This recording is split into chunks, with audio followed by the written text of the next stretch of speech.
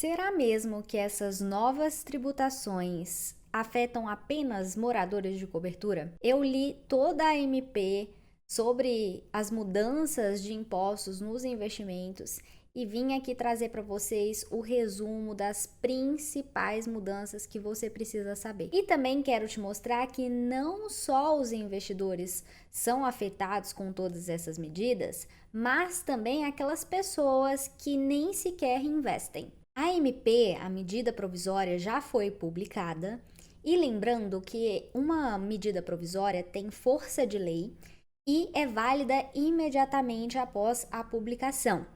Só que ela só vira lei após ser votada no Congresso e eles têm um prazo de 60 dias, prorrogáveis por mais 60 para aprovarem. Se após esse período de 120 dias no máximo não chegarem a uma conclusão, essa medida passa a não valer mais e aí eles vão ter que discutir as mudanças e novamente fazer os trâmites para que uma nova medida seja proposta. Então, nesse prazo, muita coisa ainda pode mudar, pode ser alterada, pode ser descartada ou até mesmo acrescentada. Mas ainda que passe tudo exatamente como está, as medidas propostas valerão a partir do dia 1º de janeiro de 2026. Mas não é porque o governo foi bonzinho e estendeu o prazo para começar a valer só a partir do ano que vem. É simplesmente porque existe um princípio de anualidade, ou seja, é preciso evitar surpresas tributárias. Por isso, as medidas, independente de quais forem,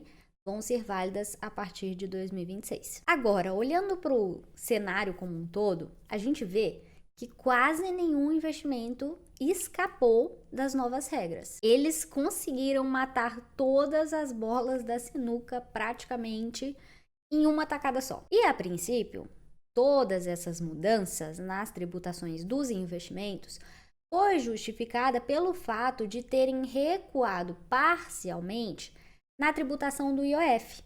Só que o que a gente vê é que o que estava ruim conseguiu piorar, porque na parte de investimentos, além da gente não ter recuado em muitas coisas, ainda avançou muito mais. Então vamos começar falando do IOF, que foi a partir dele que começou essa confusão toda. A primeira mudança foi sobre a remessa de câmbio para investir no exterior.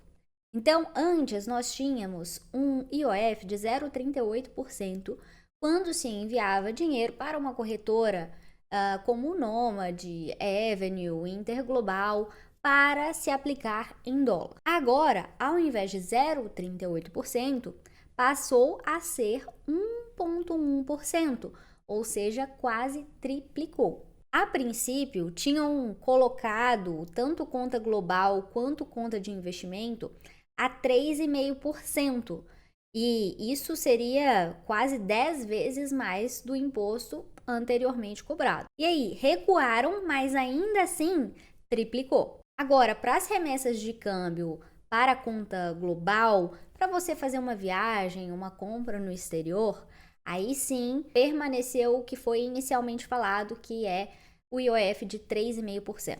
E aí, observe que esse IOF também é válido para transações de câmbio com cartões de crédito ou débito, compras de moeda em espécie, então se você for lá na casa de câmbio e trocar as moedas, também é cobrado o IOF de 3,5%, cartão pré-pago internacional e cheques de viagens para gastos pessoais. Bom, Bianca, então, se eu quiser usar um dinheiro na conta global, eu posso transferir primeiro para de investimento e depois transferir da de investimento para a conta global para eu pagar 1,1% de IOF ao invés de 3,5%? Quando você vai fazer a transferência para a conta de investimento, se você já fez, você vai observar que eles perguntam, confirmam se você está ciente de que aquele dinheiro que está sendo enviado para a conta de investimento tem que ser utilizado para fazer investimentos. Até porque, antes das mudanças, o IOF já era diferente para a conta global e conta de investimento. Conta global era 1,1% e conta de investimento 0,38%. Por essa diferença, sempre teve esse aviso de que ao transferir para a conta de investimento deveria ser utilizado lá. O que você pode fazer se a sua viagem estiver às vezes mais distante e você já quiser ir fazendo remessas ao longo do tempo, você pode transferir para a conta de investimento, deixar em um investimento que tenha liquidez e que seja de renda fixa, para não correr o risco de você perder dinheiro. E próxima viagem você resgatar e aí sim transferir para a conta global. Mas lembre-se que agora não há mais isenção de X valor mensais vendidos de ativos internacionais. Então, se você obtiver lucro nessa venda, você vai ter que declarar, fazer a declaração de investimento no ano seguinte e pagar o imposto sobre esse lucro que você obteve. Então, se você não investe lá fora, não tem que fazer declaração, fica muito complexo você fazer esse movimento e aí às vezes se tornar obrigado a declarar por um pequeno lucro que você obteve. Agora, uma coisa que permaneceu é a isenção de imposto para os fundos de investimento que aplicam no exterior. Então, por exemplo, um ETF brasileiro, IVVB11, que vai comprar IVV lá fora na Bolsa Americana. Para esses fundos de investimento, permanece isento o IOF, que já era a regra anterior. E por fim, tivemos uma mudança também em relação ao IOF nos aportes da VGBL, mas só para aportes realmente mais altos. A princípio falou-se em 50 mil mensais, então aportes acima de 50 mil mensais seriam tributados em 5% de IOF. E depois parece que mudaram para 300 mil. Ou seja, essa medida de fato não vai afetar a grande parte da população. Agora, falando de renda fixa, a primeira mudança foi que os investimentos tributáveis exclusivamente na fonte tinham uma tabela regressiva, que quanto mais tempo se deixava investido, menos imposto se pagava. Agora, todos esses investimentos de renda fixa que antes seguiam a tabela regressiva, passam a ter uma alíquota única de 17,5%. A tabela regressiva continuará valendo até o final do ano e todo o rendimento obtido a partir de 2026, mesmo que venha de um investimento que você já tinha previamente, ou seja, você aplicou esse ano e aí foi resgatado no ano que vem, já vai valer a alíquota única de 17,5%, caso a MP realmente seja votada a favor e realmente vire uma lei. Então vamos supor, resgatei algum investimento esse ano, vale ainda a tabela regressiva. Ou recebi juros mensais ou semestrais de títulos que me pagam ali periodicamente, também vale ainda a tabela regressiva. Passou a MP e a MP virou lei, a partir de 2026, todo o rendimento, seja de juros mensais, semestrais ou de realização de vendas ou vencimento dos ativos, passam a ser tributados em 17,5%, independente do tempo que ficaram aplicados. Essa mudança faz a gente pensar que o governo está buscando estimular investimentos de curto prazo, porque uma vez que antes você tinha a menor alíquota conforme o tempo ia passando e você deixava ali acima de 2 anos, 720 dias aplicados, você pagava 15% de alíquota e agora tudo vai virar 17,5%, os investimentos de curto prazo acabam sendo mais beneficiados. E por que isso? Porque quanto mais rápido a gente resgata, mais rápido eles também recolhem o imposto. Outra mudança na renda fixa é que todos os títulos isentos, exceto a poupança, serão tributados em 5%. A grande dúvida de vocês talvez seja: e se eu comprei agora uma LCI, uma LCA, um CRI, um CRA, no ano passado, nesse ano, como fica? Todos os títulos emitidos antes de 2026 serão isentos ainda. Então, a regra dos 5% só valerá para as emissões a partir de 2026. Isso porque realmente seria muito injusto você ter comprado lá atrás uma LCI, uma LCA ou qualquer outro título isento, uma debênture incentivada, sem saber dessa possibilidade de tributação, e aí você foi lá, fez os cálculos, comparou, por exemplo, com um título que não era isento, um CDB, por exemplo, e aí você viu que o título isento estava valendo mais a pena, considerando que ele não tinha tributação e a alíquota regressiva do imposto de renda, e aí agora ele, no meio do caminho, passasse a ser tributado. E como as regras mudaram, também agora vai ser permitido a compensação de prejuízos na renda fixa, e isso foi um ponto legal. Antes não havia essa permissão de compensação de prejuízos em renda fixa, e agora, como é uma alíquota única, fica mais fácil de possibilitar essa compensação. Só que, diferente do que a gente via, que a compensação de prejuízos ela não tinha data de validade, prazo para expirar, agora a gente tem para renda fixa um período de até 5 anos para fazer essa compensação. Passou disso, todo o prejuízo que você teve antes, se você não aproveitou para compensar nesse prazo, esse prejuízo expira e não pode ser mais utilizado. Agora, vale lembrar que essa compensação de prejuízos, ela só vai ser válida para prejuízos auferidos a partir de 2026. Então, se você vende algum, por exemplo, título público pré-fixado híbrido com prejuízo e quer compensar ele depois no ano que vem, não pode. Agora vamos para as mudanças das ações. Mas antes da gente continuar, não esquece de deixar seu like aqui, que é muito importante para mim, para eu continuar trazendo informações importantes como essas. Antes, a gente tinha uma isenção na venda de até 20 mil reais por mês em ações, e se o valor de venda superasse esses 20 mil no mês, aí sim você pagava 15% sobre o lucro. E no caso de operações day trade, ou seja, de compras e vendas no mesmo dia, independente do valor vendido, você tinha que pagar 20% sobre o lucro. Não tinha nenhum tipo de isenção. Agora a apuração passa a ser trimestral, com uma isenção se você não vender mais de 60 mil no trimestre. O que não ficou claro para mim é se esse trimestre vai ser contabilizado de acordo com o calendário anual mesmo, janeiro, fevereiro, março, abril, maio, junho, ou se é 3 meses a partir, por exemplo, da primeira venda. Vamos supor, fiz uma venda em fevereiro e fiz outra em abril. Não operei em janeiro, não operei em março. Vai contar fevereiro, março e abril? Ou vai contar janeiro, fevereiro, março, abril, maio, junho? Vamos ver.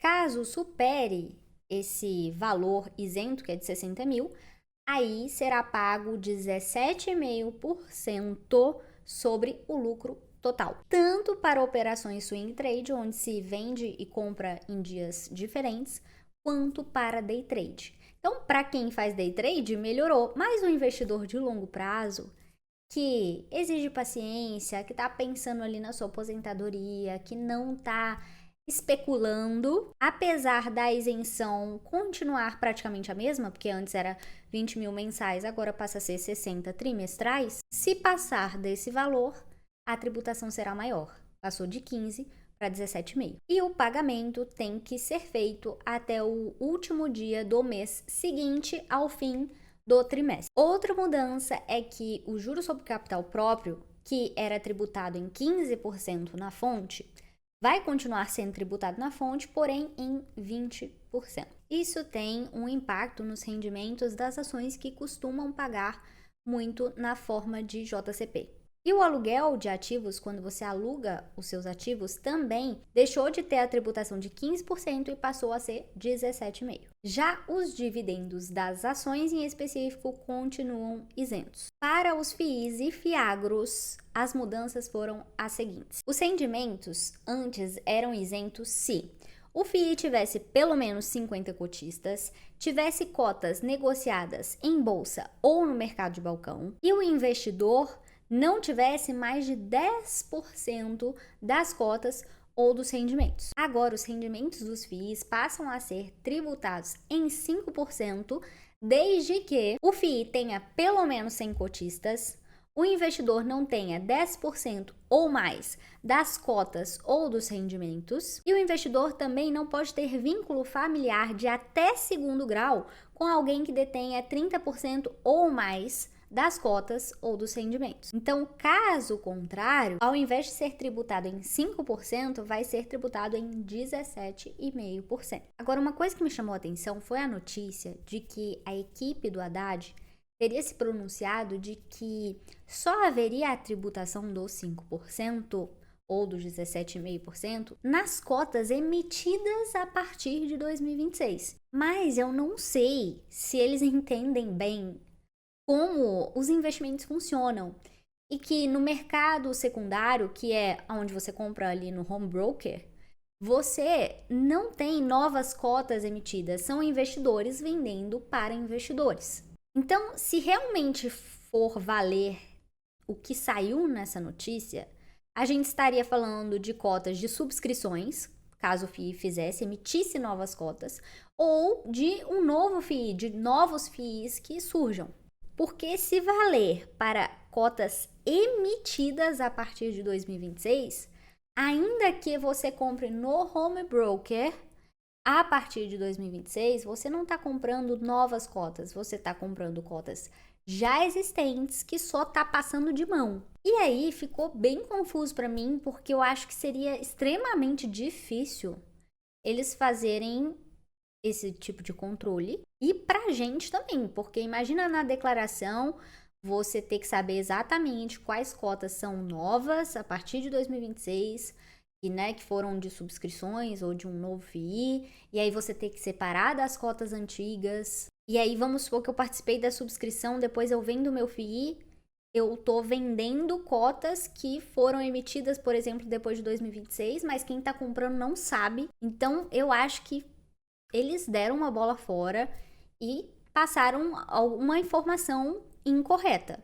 E mesmo que não sejam sobre novas cotas emitidas, mas que sejam sobre novas cotas compradas a partir de 2026, ainda assim seria extremamente confuso você conseguir separar tudo isso. Então, o que eu acredito que realmente vai acontecer é sobre os rendimentos a partir de 2026, independente se a cota é anterior ao prazo ou não. E uma boa mudança, mas é aquele negócio, tira com uma mão e dá com a outra, é que a tributação da venda de FIIs com lucro passa a ser de 17,5% ao invés de 20% sobre o lucro. Lembrando que anteriormente já os FIIs não tinham isenção para X valor mensal ou trimestral, como é o caso das ações. Então, para qualquer lucro obtido, pagava-se 20% e com a MP sugere-se que seja 17,5%. Agora, é importante a gente destacar que a isenção para a compra de títulos isentos por parte de fundos de investimento continua. Então, um fundo imobiliário de papel que vai comprar um CRI, por exemplo, continua isento. Então, acaba ficando elas por elas, porque ao investir em um CRI diretamente, você pagaria 5% sobre os rendimentos. O fundo de investimento, o fundo imobiliário de papel, ao comprar o CRI, ele vai ser isento, mas ao te repassar em forma de rendimentos, vai ter a tributação de 5%. Então, fica elas por elas. Se o fundo de investimento deixasse de ser também isento ao comprar esses títulos, aí sim a gente teria uma bitributação, porque os fundos comprariam e pagariam 5% e depois a gente ainda pagaria 5% sobre os rendimentos desses fundos. Mudanças para criptoativos e ativos digitais. Antes, se você operava em corretoras nacionais, até então, havia uma isenção na venda de até R$35 mil no mês. Essa regra até o final de 2023 valia também para as corretoras exchanges internacionais, mas aí mudou a regra dos ativos internacionais e apenas as corretoras nacionais permaneceram com essa isenção de até R$35 mil de vendas no mês. E aí, se passasse desse valor no mês, tinha uma alíquota que ia progredindo conforme o valor que você vendia, sendo que a alíquota mínima era de 15% se você vendesse até R$5 milhões. Agora, a alíquota passa a ser única em 17,5% e não há isenção para qualquer valor vendido. Então, agora, tanto faz se vai ser corretora nacional, internacional, e inclusive para a autocustódia. E aí, pelo visto, o objetivo não era, de fato, taxar os super ricos moradores de cobertura. Por quê? Porque a alíquota podia chegar até 22,5%, a depender se você vendesse muitos milhões de reais em cripto. Só que agora unifica em 17,5%, ou seja, quem realmente vende muitos milhões e realmente é multimilionário ou bilionário, na hora de vender, que poderia estar pagando 22,5%, agora vai pagar 17,5%. E o pequeno investidor que tá ali colocando R$100, R$1.000, vai ter que pagar 17,5% sem nenhuma isenção, independente do valor que vender. Vendeu com lucro, paga 17,5%. E agora também para as corretoras nacionais, como há essa alíquota única e a cobrança do imposto que não tem mais isenção, então você também poderá realizar a compensação de prejuízo. Mas a gente falou aqui da compensação de prejuízos e também tiveram mudanças na compensação de prejuízos, tanto de renda fixa quanto de renda variável. A gente falou que renda fixa antes não era permitido, agora é. Eu falei para vocês que o prazo máximo para se realizar essa compensação é de 5 anos, no caso da renda fixa. Agora a gente vai entender alguns pontos de renda variável. Antes, você tinha uma compensação de prejuízos que poderia ser feita independente do prazo. Então, se eu tivesse um prejuízo de 10 anos atrás e quisesse compensar agora, seria válido. E eu também poderia vender um ativo hoje, recomprar ele amanhã e usar o prejuízo dessa venda. E era o que, inclusive, muita gente fazia, incluindo eu, para acumular prejuízos a serem compensados para você adiar o pagamento de imposto lá na frente. Então, por exemplo, um FII estava com prejuízo, você ia lá, vendia, acumulava esse prejuízo para que quando você vendesse um FII no lucro, você tivesse esse prejuízo a compensar, você não tivesse que pagar imposto. Obviamente que lá na frente você pagaria, mas aí você adiaria um bom tempo esse pagamento. E dinheiro aplicado ao longo do tempo vai fazer mais dinheiro. Então, se eu puder pagar agora ou puder pagar depois pelo mesmo valor, obviamente a gente escolhe pagar depois. Agora, as regras, segundo a MP, vão mudar e você só poderá fazer a compensação de prejuízo de renda variável por no máximo 5 trimestres após o trimestre em que foi realizada a venda. E aí, na MP fala o seguinte: tanto para renda fixa quanto para renda variável, você só poderá fazer essa compensação de prejuízos, utilizar o prejuízo para ser compensado, se caso você não fizer uma compra de um ativo igual ou semelhante dentro do prazo de 30 dias. De um ativo igual ficou muito claro, ou seja, se eu vendi hoje BBAS3 e recomprei ela de novo, dentro do prazo de 30 dias, eu não posso utilizar o prejuízo da venda para ser compensado. Agora, quando a gente fala de ativos semelhantes, abre margem para muita coisa. Ativos semelhantes dentro da mesma classe, conta. Então, se eu vender uma ação com prejuízo, eu não posso comprar mais nenhuma ação dentro do prazo de 30 dias para fazer essa compensação. Ativos semelhantes de renda fixa.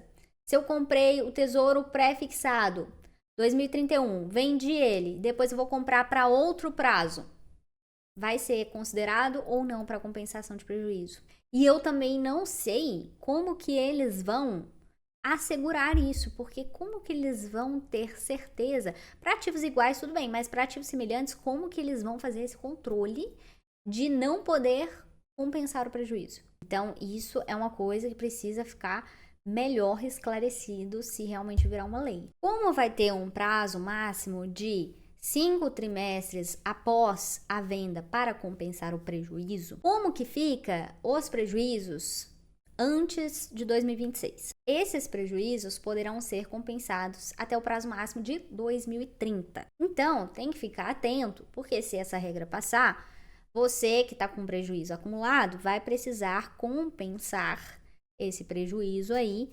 dentro desse prazo. Mas, pelo visto, como a alíquota se unificou em 17,5% para vários ativos, será possível fazer a compensação entre diferentes classes. Talvez FII com ações, ações com renda fixa, enfim. Isso para perdas pós 2026. Não vai servir para perdas acumuladas até o final de 2025. Exceto para ativos digitais, que na MP ficou claro que tem que ser entre a própria classe. E por fim, sobre os ativos internacionais, a gente já tinha uma mudança que aconteceu a partir de 2024, onde antes havia uma isenção de tributação na venda de até R$35 mil no mês, passou a não valer mais essa isenção. Antes, a apuração era feita mensalmente, agora é anual. Na declaração de ajuste anual é que você vai pagar o imposto sobre todas as vendas realizadas ao longo do ano, podendo compensar lucros com prejuízos. E a alíquota passou a ser de 15% sobre qualquer lucro, o somatório, né, do lucro menos prejuízo obtido ao longo do ano. E aí agora a alíquota, ao invés de 15, passa também a ser 17,5%, mas o que não se sabe é se haverá uma nova mudança em relação a como que a compensação é feita, se vai ser declarado na declaração de ajuste anual, ou se vai voltar a ser uma apuração mensal, ou se vai ser tipo as ações, apuração trimestral. Então, isso ainda não ficou claro também. Mas, a princípio, se não ficou claro, eu considero que as outras regras vão permanecer. Então, você vai fazer a apuração anual, descontando lucros de prejuízos, fazer a declaração na declaração de ajuste anual e fazer o pagamento também desses 17,5% sobre o lucro junto com a sua declaração anual. E aí, minha opinião sobre tudo isso. Algumas coisas melhoraram, mas mais coisas pioraram do que melhoraram. E aí, não adianta nada o governo tributar, tributar e tributar se não fizer uma melhora nos gastos. Então, a minha grande preocupação não é porque os investimentos estão sendo tributados, e sim porque esse dinheiro que vai ser recolhido a mais, ele não está sendo bem destinado. Porque se a gente observasse realmente boas melhoras em setores fundamentais, a gente falaria, ok, eu pago com gosto. Mas não é o que acontece. Esses novos tributos, eles estão indo não é para fazer boas coisas, é simplesmente para cobrir o rombo que já está feito nas contas públicas. E, diferente da narrativa criada, não é só os moradores de cobertura, não é só os super ricos, não é só as pessoas que investem, mesmo que pouco, que vão ser afetadas. Porque quando a gente fala de investimento, é muito claro o impacto de tudo isso para quem investe, porque tá escrito. Agora, o que as pessoas não entendem é o impacto indireto no país como um todo. Porque quando a gente fala dos investimentos, a gente não está simplesmente colocando dinheiro na mão de qualquer pessoa para fazer qualquer coisa. A gente está emprestando o nosso dinheiro ou confiando em empresas ou confiando em setores para alocar o nosso dinheiro, e é isso que faz girar o dinheiro na economia. Então, quando a gente fala, por exemplo, de investir em CRIs, LCIs, a gente está falando de investir no setor imobiliário, em CRAs, LCAs, no setor do agronegócio, em debêntures incentivadas em infraestrutura pro país. E aí, se esses títulos se tornam menos atrativos por conta de tributação, a gente está falando que o crédito para esses setores vai ficar mais caro e, com isso, eles vão ter que repassar. E quem que paga o preço? O consumidor final. Então, aquela pessoa que vai tentar financiar com muito custo o imóvel dela, pode ficar mais caro. Por quê? Porque o crédito para esse setor está mais caro. Todo mundo que se alimenta, que depende do agro, não tem jeito, não tem como não depender do agro. Você com certeza tem inúmeros alimentos que vêm do agro em casa, também vão ser afetados. Fora a questão de, com essas tributações, acaba às vezes perdendo a atratividade para o investidor estrangeiro aplicar no Brasil, e aí é menos dinheiro sendo investido no país, e isso causa um desbalanço, mais dinheiro às vezes saindo do que entrando, e isso vira um problema, dólar aumenta, aí o dólar tá atrelado a muitas coisas que a gente compra, e no fim, não tem como você sair ileso. Por isso que eu até falei lá no meu Instagram o seguinte, é como se quando se cria um novo imposto, é como se tacasse uma bomba dentro de uma caixa onde toda a população está lá dentro. Uns vão ser mais afetados porque estão no centro da bomba, outros menos, mas no fim todo mundo vai. Então, se você gostou desse vídeo, não esquece de deixar seu like, deixa seu comentário aqui se você entendeu o quão afetado todo mundo vai ser, mesmo que você não seja morador de cobertura. E comece a me seguir lá no meu Instagram, @BiancaNasFinanças. Eu vou deixar o link aqui na descrição também. Lá eu falo mais sobre investimentos. E se você quiser saber como eu posso te acompanhar para construir sua carteira de investimento ou para melhorar a sua carteira de investimento, clica lá no link da minha bio no Instagram que você vai descobrir como eu posso te ajudar. É isso e até mais.